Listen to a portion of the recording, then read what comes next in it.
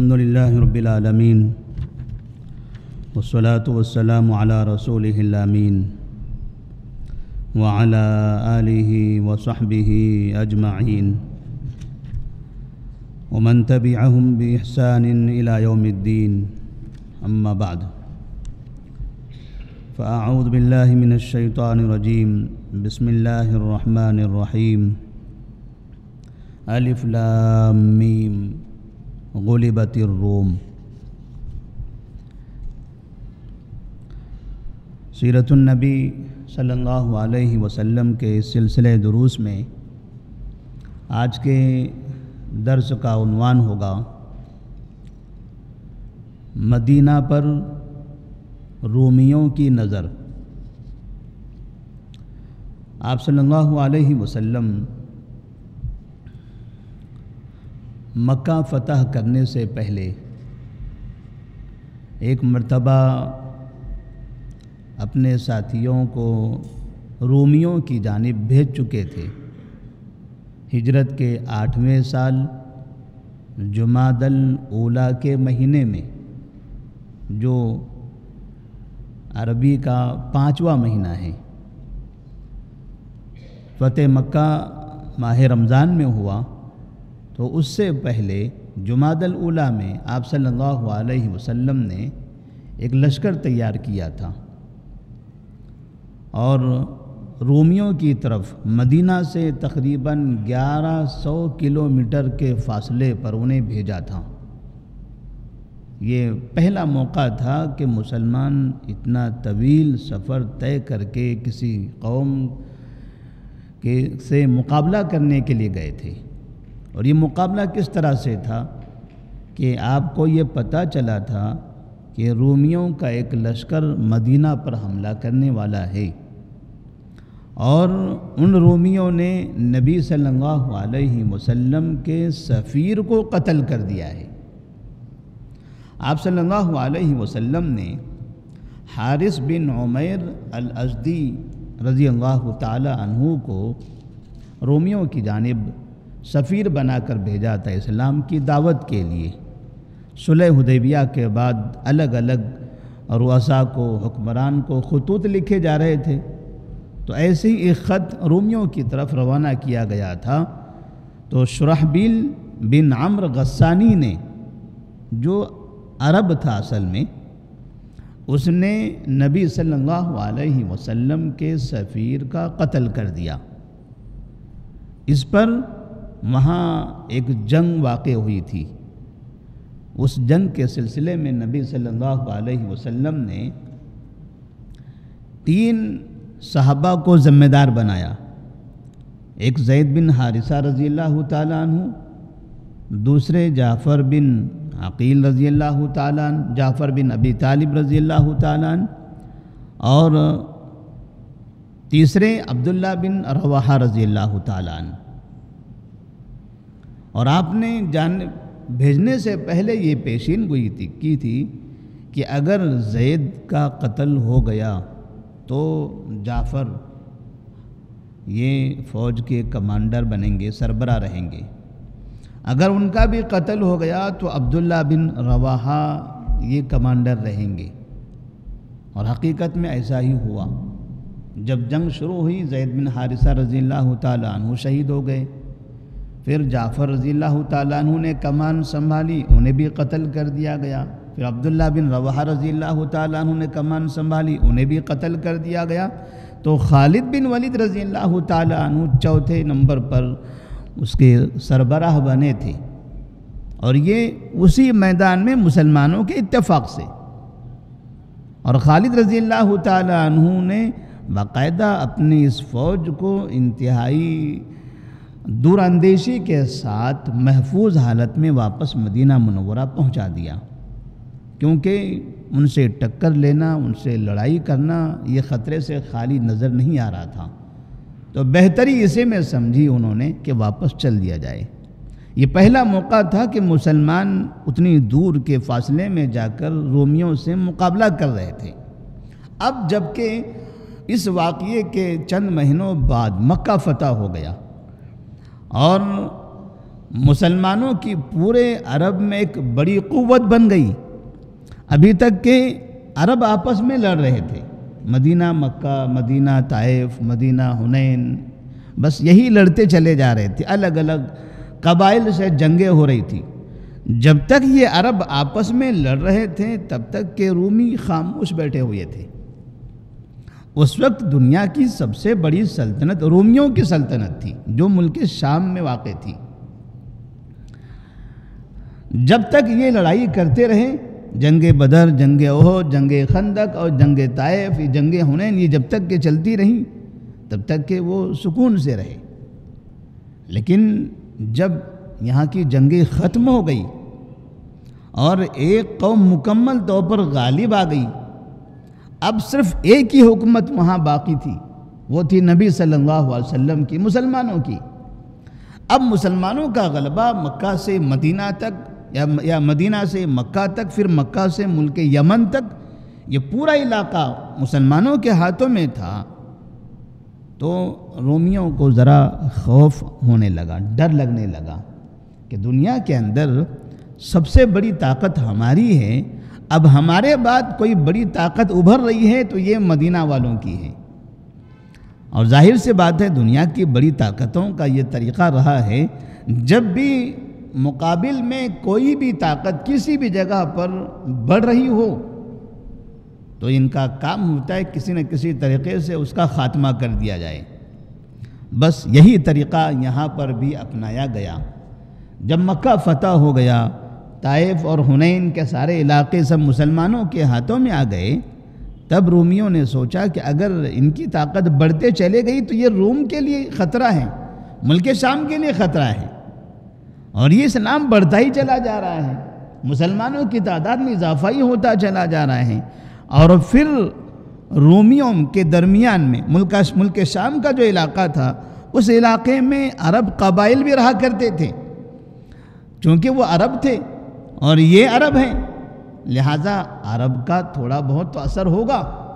وہ عرب ان عربوں کی طرف مائل تھے، رہا کرتے تھے رومیوں کے ماتحت، لیکن عرب ہونے کی حیثیت سے وہ اپنے عرب قوم کی طرف جھک رہے تھے، ان کی طرف ان کا میلان نظر آ رہا تھا۔ تو رومی بادشاہوں کو ایسا لگا کہ ہمارے پاس جو عرب ہیں وہ بھی انہی کی طرف مائل ہیں، تو اس طرح سے پھر ہماری طاقت کا زوال نظر آ رہا ہے۔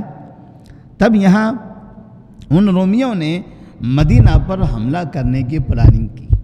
انہوں نے سوچا کہ اب مدینے کو مکمل تباہ کر دیا جائے، ہمارے مقابلے میں کوئی طاقت ابھرنی نہیں چاہیے، اور اس کے لیے انہوں نے ایک بڑا لشکر تیار کیا۔ مدینہ میں اس بات کی اطلاع ملی کہ رومی ایک بڑی جنگ کی تیاری کر رہے ہیں، اور اس جنگ کے لیے انہوں نے 40,000 کا لشکر تیار کیا ہوا ہے۔ 40,000 کا لشکر مسلمانوں کے لیے تو بہت بڑی بات تھی۔ اب اس کا مقابلہ کرنا اور انہیں اس فوج کو روکنا، یہ ایک بڑا امتحان تھا۔ لیکن یہ جو رومی طاقت تھی یہ مدینہ سے کافی دور تھی۔ اب دو باتیں ہو سکتی تھی، یا تو مدینے والے روم جائیں، وہاں جا کر ان سے مقابلہ کریں، تو ظاہر سے بات ہے کسی کے گھر میں داخل ہو کر اس سے جنگ کرنا، اس میں ایک ہمت بھی ہوتی ہے، اور اگر پھنس گئے، کمزور پڑ گئے تو واپس کوئی بھی نہیں آ سکتا، یہ حال ہونے والا ہے۔ یا تو پھر وہ فوج مدینہ منورہ آ جائے۔ اگر رومیوں کی فوج مدینہ منورہ آتی ہے تو ایسی صورت میں مسلمانوں کو یہ خطرہ کہ وہ فوج اتنی بڑی ہے، جیسے مکہ کی 12,000 کی فوج جنگ خندق کے موقع پر آئی تھی، 6,000 کی فوج آئی تھی، تو اس وقت مسلمان پریشان تھے، اس کے لیے خندق کھودی گئی تھی کہ اتنے بڑے لشکر سے ہم کیا مقابلہ کریں گے، تو آمنا سامنا نہ ہو، اس لیے خندق کا استعمال کیا گیا تھا۔ اب اگر یہ 40,000 کی فوج لے کر یہ مدینہ پہنچے، اور یہ دنیا کی سپر پاور طاقت، سب سے بڑا ملک ہے، سب سے بڑی قوت ہے، تجربہ کار فوج ہے، بڑے بڑے ہتھیار ان کے پاس موجود ہیں، یہ اگر مدینہ پہنچ جائیں، مدینے کو گھیر لیں، تباہ کر دیں، تب کیا ہوگا؟ یہ دونوں فکریں مسلمانوں کو لاحق ہو رہی تھی۔ اس طرح سے نبی کریم صلی اللہ علیہ وسلم نے سوچا کہ مقابلہ تو کرنا ہے، کیونکہ وہ تیاری کر رہے ہیں تو ہم خاموش تو نہیں رہ سکتے، ان سے ٹکر تو لینا ہے، لیکن اب وہ کیسے لیا جائے، اس کا طریقہ کیا ہونا چاہیے؟ نبی صلی اللہ علیہ وسلم نے باقاعدہ اس کے لیے ایک ترتیب بنائی۔ اس کا تذکرہ انشاءاللہ آئندہ کے درس میں کیا جائے گا۔ اس واقعے سے یا اس جنگ کی تیاری سے، رومیوں کی اس تیاری سے ایک بات یہ سمجھ میں آتی ہے کہ جب بھی مسلم علاقوں میں امن واقع ہو جائے یا مسلمانوں کی طاقت بڑھنے لگے تو وہ کافر ملک جو طاقت میں ہیں یا جن کا طوطی بولتا ہے، جن کا چرچا ہے، جن کو سب بڑا سمجھتے ہیں، انہیں تکلیف ہوگی اور وہ ضرور اس علاقے کو تباہ کرنے کی کوشش کریں گے، مسلمانوں کے علاقوں میں امن برباد کرنے کی کوشش کریں گے، جیسے کہ ہم آج کے دور میں بھی دیکھ رہے ہیں۔ یہ چیزیں 1400 سال پرانی ہیں اور 1400 سال بعد ہم دنیا میں موجود ہیں۔ نبی صلی اللہ علیہ وسلم کے زندگی کے 1400 سال کے بعد ہم آئے ہوئے ہیں، تو مکمل بہو ویسے ہی چیزیں ہماری زندگی میں بھی ہمیں نظر آ رہی ہیں۔ ابھی ہم نے دیکھا سوڈان کا حادثہ، لیکن اللہ کا بڑا شکر ہے کہ سعودی عرب نے مداخلت کی اور معاملہ حل ہو گیا۔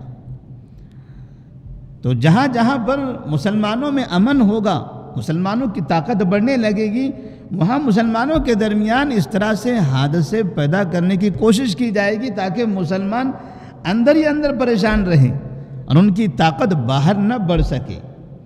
آج بھی کوشش کی جا رہی ہے، لیکن اس وقت اللہ تبارک و تعالیٰ نے مسلمانوں کو ایسے رہنما عطا فرمائے ہیں عرب ملکوں میں، خاص طور پر جیسے خاص سعودی عرب کے اندر اللہ تعالیٰ نے محمد بن سلمان نامی ایسی شخصیت عطا کی ہے، انتہائی دور اندیش، ایک سنجیدہ، بہادر، اچھا انسان، نیک انسان اور مسلمانوں کے مستقبل کو اچھا بنانے والا انسان، بلاد حرمین کی حفاظت کرنے اور پوری مسلم دنیا کو متحد کرنے والا انسان۔ یہ بہت زمانے کے بعد اللہ تبارک و تعالیٰ نے اس طرح سے مسلمانوں کو عطا کیا ہے۔ مسلمانوں کو اللہ کا احسان ماننا چاہیے اس پر۔ اور ان کے آنے کے بعد سے ہم دیکھ رہے ہیں کہ جتنے مسلم ملکوں میں اختلافات تھے، جنگیں ہوا کرتی تھی، انتشار تھا، فتنہ تھا، بم دھماکے تھے، دوسری قومیں آ کر ہمیشہ مارا کرتی تھی، آپس میں لڑائیاں کرتے تباہ ہو جاتے تھے۔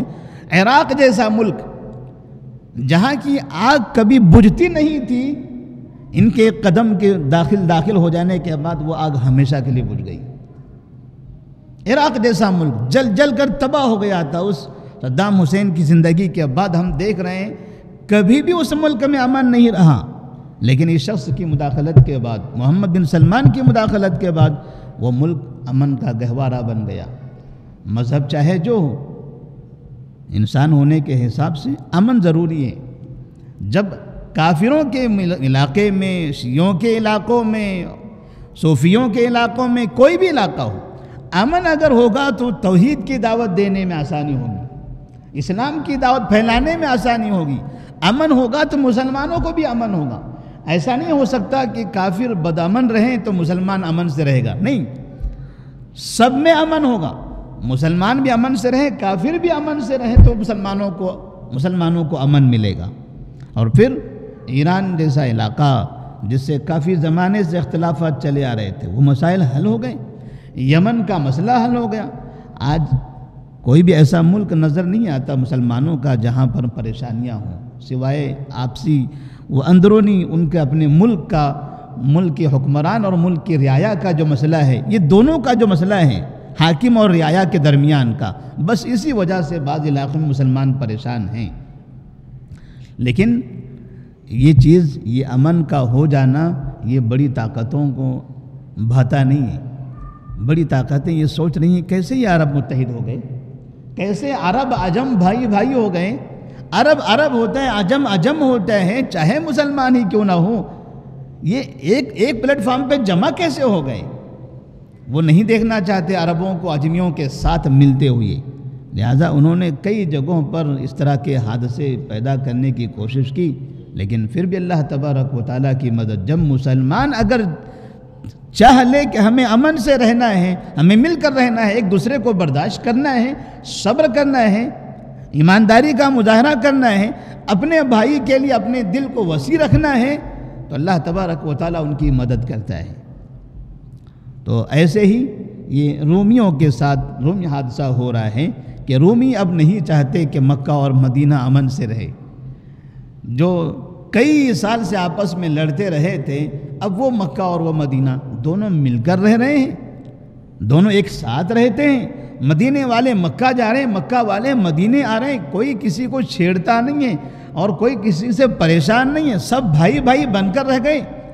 یہ نہیں ہونا چاہیے، اس لیے رومیوں کو تکلیف ہوئی اور رومیوں نے 40,000 کا لشکر تیار کر رکھا تھا مدینہ کے خاتمے کے لیے۔ اب آگے کیا صورت ہوتی ہے انشاءاللہ اس کا ذکر آگے آئے گا۔ اللہ سے دعا ہے کہ اللہ تبارک و تعالی مسلمانوں کو اپنی حفاظت کرنے کی توفیق عطا فرمائے اور کافروں کے شرپسندوں کے فتنے اور ان کے خرافات اور ان کی سازشوں کو سمجھنے کی توفیق دے۔ السلام علیکم ورحمۃ اللہ وبرکاتہ۔